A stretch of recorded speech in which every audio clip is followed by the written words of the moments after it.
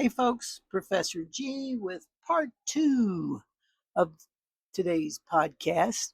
I'm going to try to get into the PowerPoint presentation that's out on my YouTube site about varieties of sexual expression. So I want to go through some of this with you. You can read it. I have a voiceover, so I'm talking about it, reading the screens to you. So uh, I want to point out something that the paraphilias in this PowerPoint slide, those aren't just kinky people that I'm talking about. These are to the extreme. That's what makes them, that's why they're in the DSM, Diagnostic Statistical Manual we use in psychiatry and psychology, is because they're from the exotic to the disordered. It's a problem for people. They can't live a normal life because these paraphilias take over their life. So, again, in this presentation, it's mainly focusing on people to the extreme. My kinky panel that came in, all these people live normal, productive lives. It's really funny. Let's see. She was a Dom. A Dom can be male or female. She was a female Dom, and she was sadistic, means she liked to spank and whip and punish her children, her family, not real children, her BDSM children, so to speak. Anyway, she was, I forgot what she was, a librarian or something. I'm telling you, if you saw this woman out in public, you'd just think she's a regular grandma. And then if you see her in her black leather outfit and stuff, it's like, whoa. So those are people that kinky was just a part of their life. It didn't destroy their life. So when you're reading the PowerPoint presentation, make sure you understand for it to be in the DSM 4, or it's not 4 now, it's 5 or 6 now, but to be in the DSM, it's when the whole experience of sex gets replaced with just one little piece of it. So, in other words, if they have a shoe fetish, they can't have sex without having a high heel or seeing it or touching it or having it in their mouth or something, right? That's to the extreme. They can't function without these things. So sometimes that can cause a problem in people's lives. When I just talk about regular kinky people, that is not what I'm talking about. What they're doing is kinky, and it can fall under some of the paraphilias. Para means deviation, and philias, love or attraction. So anything that's a deviation from just being attracted to another human and wanting to have sex with them is called a paraphilia. And again, the only time it's a problem is if it's causing a problem in your life or it's illegal. We'll talk about those too. So the presentation goes into talking about Croft von Ebbing, who wrote the first book, and his stance way back then was anything that wasn't to make a baby was deviant. So you have to realize things have changed a lot over time. And how do we decide what's normal on anything, not just in sex? Is it based on just how many people are doing it? Does it become normal just because the majority of people are doing it? I always use as an example. So if somebody decided sucking on someone's nose is sexy, and then they talked everybody else into do it. So if the majority of people started sucking on noses as part of sex, we'd consider that normal because so many people are doing it. It's not hurting anybody. It's just the new normal. So that's always changing, always being redefined. So there's a great movie on Netflix based on Kraft Ebbing's um ideas and stuff. He influenced a lot of people. His book that he wrote it only for doctors and judges because he didn't think regular people should even hear about some of this stuff. So the sex acts, he actually wrote about them in Latin because few people actually read Latin. It's a fascinating story, but it kind of shows you the history of where some of the kinky stuff and the interesting kinky stuff came from.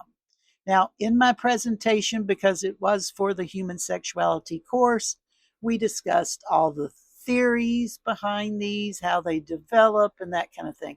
I'm going to skip over that. Feel free, read it. If you have questions, post questions in the comments on YouTube, and I'll be happy to answer them. Let's just start talking about some of the paraphilias, like fetishes. Okay, you can have a fetish for an inanimate object or a non sexual body part. That's the definition. So I occasionally would have students ask me, so I think I have a breast fetish. I said, there is no such thing. They go, what do you mean?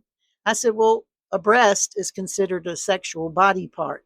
So if you're attracted to a regular sexual body part, that's not a fetish. Uh, if you're attracted to a boot, a collar, earrings, shoes, that's shoe fetish is a big one. Objects, fabrics, certain material, furry material that feels like a furry animal. I got to remember to talk about my furry people because that's a fun, kinky thing that's very misunderstood as well. So, again, to the extreme, having a fetish. So, that's something you're attracted to that's an inanimate object or a non sexual body part. So, again, to the extreme, it could be they're having trouble in their relationship. They're using the fetish as a substitution for complication in the relationship. Um, when they get to where they can't have sex without the presence or fantasizing about that object. I read a fascinating story one time about a woman that was in love with an electrical panel. Not a panel, I don't know what you call it. It's like the big electrical boxes that are setting outside and it's got electrical equipment in it. Anyway, she fell in love with one of those and she rubbed up against it to have orgasms, and it was a fascinating story. That's a perfect example of a fetish. She didn't want to be with a human. She wanted to be with this metal box. Now, probably the second one listed under here, transvestite fetishism. Probably not. The whole trans thing is a different world now, and we've learned a lot about trans people and all that. This was back when men, usually it was heterosexual men that did it, and they got turned on by dressing in other clothes. So they would be called uh, transvestites, the old term, cross dresser, right? And they actually got turned on by that. Again, not a problem if their partner's okay with it, but if it's causing problems in their relationship and all that, then that's a problem. Okay, so the very next one that comes up on the slideshow is sadomasochism. So let's start with the initials BDSM. Sometimes people will just talk about S and M, those two go together, or sometimes all four letters. Those letters stand for BD is bondage and discipline, and S and M is sadism and masochism. Okay. The sadistic person gets pleasure from causing you pain. Just bear with me. Sometimes this is hard for people to even hear. Um, the Marquis de Sade, he was there's a wonderful movie. It's kind of an old movie now called Quills. And it's about the Marquis de Sade. And it's fascinating. I highly recommend watching that. So the sadistic people get pleasure from inflicting pain. Well, if it's a good situation, we want it all to be consensual. So who's going to consent to receiving pain? A masochist. That's what they like. They enjoy. And again, this is it's complicated because when you tell someone you're a masochist, they're like, really?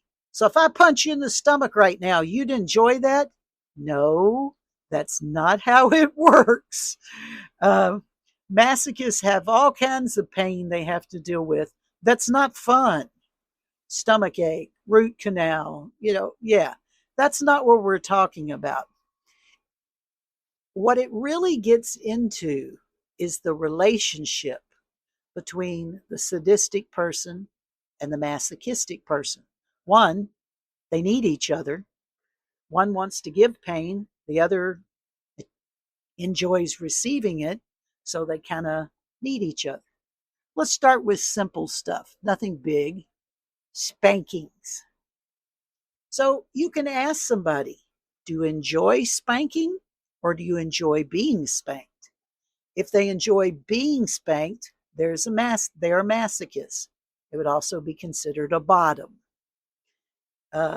which top, bottom, that comes up in the gay community, but also in the BDSM community. Who's a top, who's a bottom? Doms are always tops. Although occasionally there are people who identify as switch. They say they can be both top with some people, bottom with other people. They can give or they can receive. And really, a good sadist, if you've ever been with a good sadist, I know that sounds weird to even say, usually before they use a tool, an implement, or something to hurt you, they tend to use them on themselves. So a lot of sadists have a little bit of masochism in them as well. But they use it on themselves to test it so they know how it's going to feel. Ooh, that stings. That hurts. Ooh, that's going to be good to do to my sex slave or my sub or whatever. Again, we'll get into all those terms.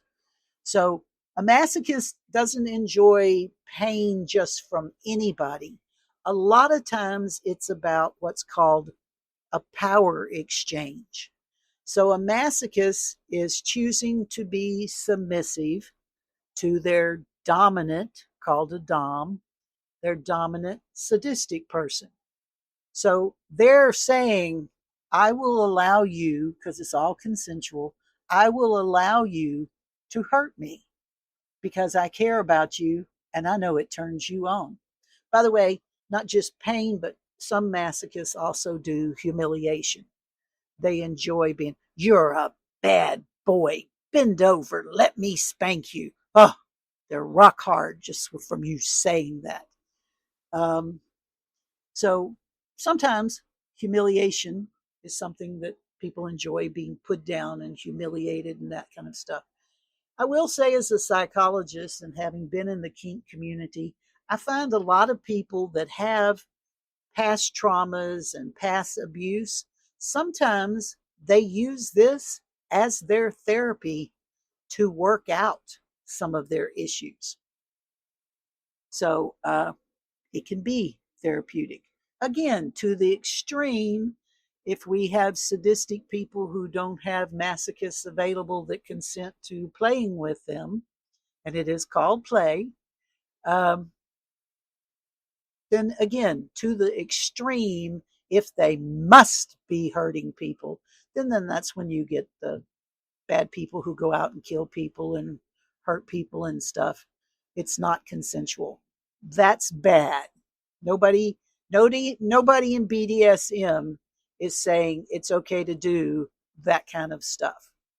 It's got to be, I can get really technical. It's got to be either consensual or either agreed upon non-consensual, which means you don't always have to, they agree ahead of time. They don't have to agree every time. Again, it can get really technical. There's a lot to learn. And that's why if you're going to get into kink, I feel sorry for the people who go to the sex shop and they buy those silly little handcuffs with the pink fluffy stuff on them. And that may be enough for them, but that's not serious kink play. But also, people buy things and go home and use them and have a flogger is a great example. And they buy a flogger and go, okay, you want me to flog you? Yes, I want to flog you. Let's go home. Let's do this. And then they can end up hurting the person in a way they didn't intend to hurt them, because you need to know how to use the flogger.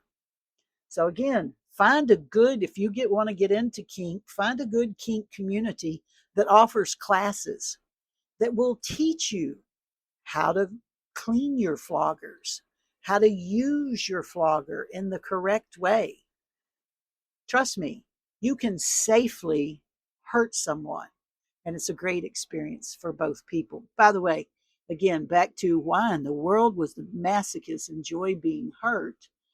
Because your body has the natural system. You have endorphins. And if a masochist is taking a lot of pain, their endorphins kick in and you can get so high.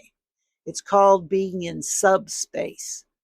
Sub because you're the submissive who took it. It puts you in a space that you're high, you're floaty. It's fascinating, and it's just purely from the natural endorphins your body has released. That's why a lot of kink clubs, you can't be high, you can't be intoxicated to come in and play. You have to be totally sober because it's not safe. Again, for the masochists, they're going to get high anyway. And so you don't want the chemicals interfering with that. So, so when we put the S&M together, it's called sadomasochism. Masochism. We can have masters and servants. We can have masters and slaves, dominant and submissive. Most of these words, you can figure out what they mean. The dominant's in charge. The submissive is turning over their power to their dominant, which some of the most intimate couples, relationships, and things I've seen have been in the BDSM world, not in the non kink community. Because to see a person go, I am totally surrendering myself to you, I am absolutely trusting you to hurt me, but not hurt me. If you know what I mean. Yeah, give me a good spanking. It's going to leave bruises, red spots, whelps. Yep, that's all okay. Consent to all that. But it's about the fact that I am trusting you. I know how much pleasure this gives you, and I know I'm giving that to you. And they feel strong and dominant and powerful. And I find a lot of beta males are actually drawn to being dominants because they're not dominant anywhere else in their lives. And so if they can be dominant when they're having S&M or BDSM play, dungeon parties and all that kind of stuff, it makes them feel wonderful.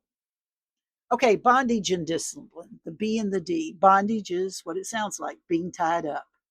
Oh man, you can be tied up with ropes and chains and leather and all kinds of different things.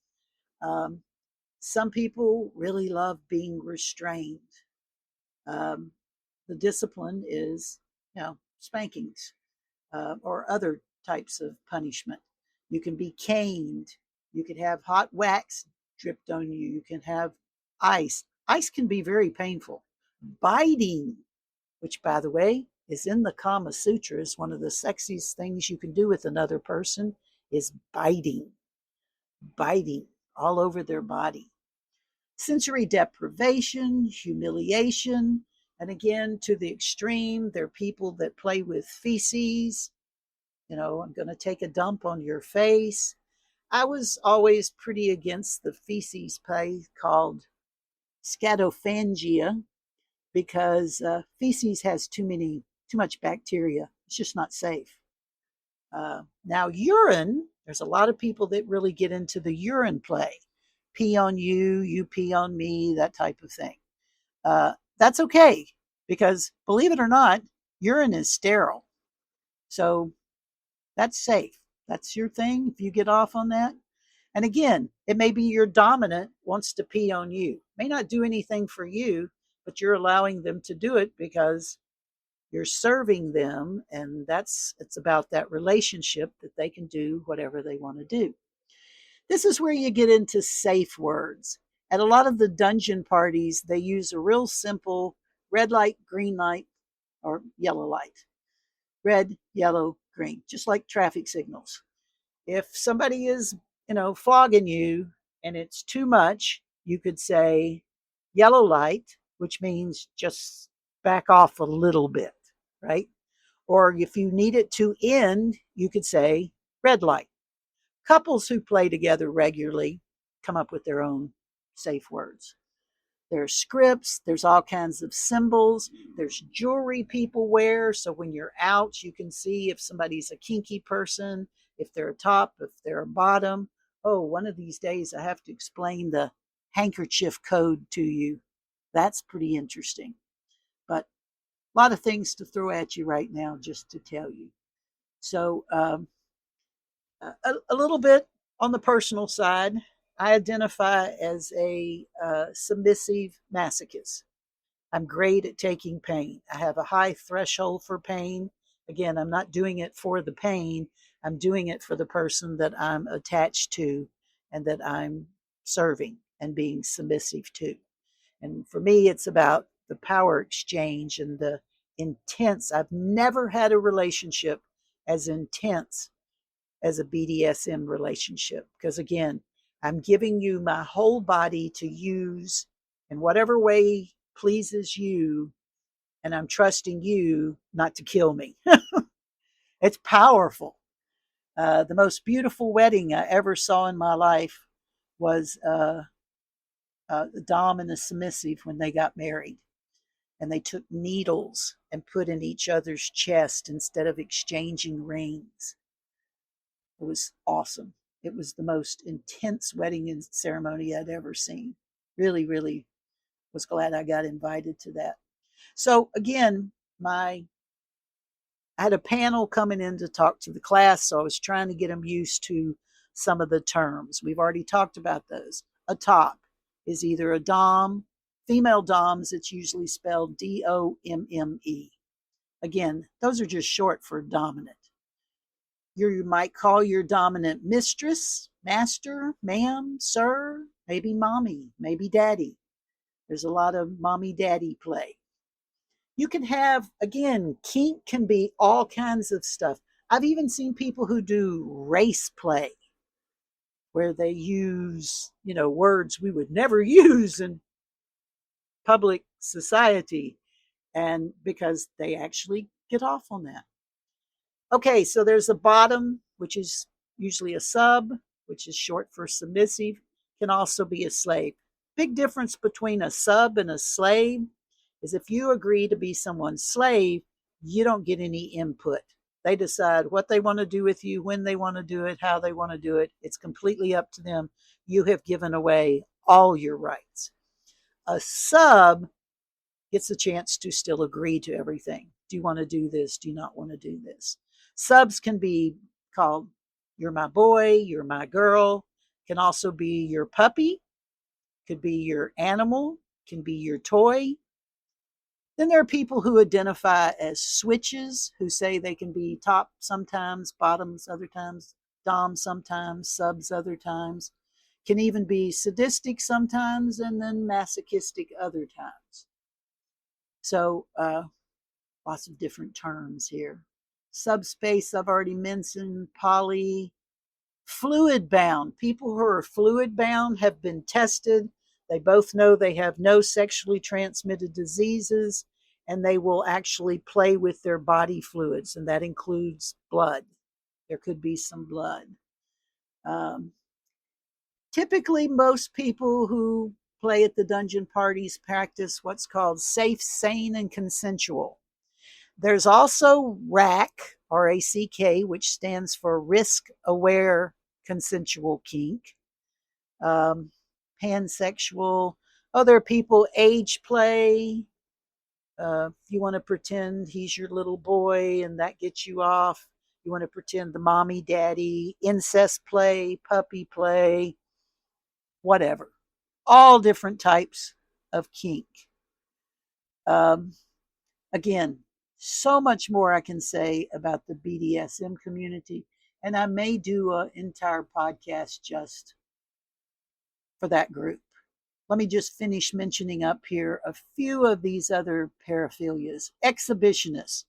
An exhibitionist is somebody who likes to expose theirself. They get their sexual pleasure from the shocked reaction of the person they've exposed themselves to. So when I see news story, there's a flasher, protect yourself. You have nothing to protect yourself from other than your eyes. If you just don't want to look, don't look. There were a bunch of where women would go jogging. This man would park in his car and leave the door open. As you jog past a car and the door is wide open, you have a tendency to just look. And he'd be sitting there playing with his penis and wanted you to see it. So you'd go, oh my God, I saw a penis. Okay, but you just gave them what they wanted. So I always explained, and by the way, most exhibitionists are men. Again, to the extreme, the ones that want to shock you. Now, when you go to the sex clubs, there are a lot of people that like putting on their high heels and their sexy leather outfits and their studs and all this stuff.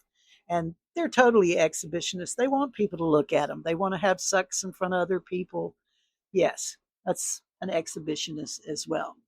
But to the extreme, the exhibitionist is the person who wants to shock you.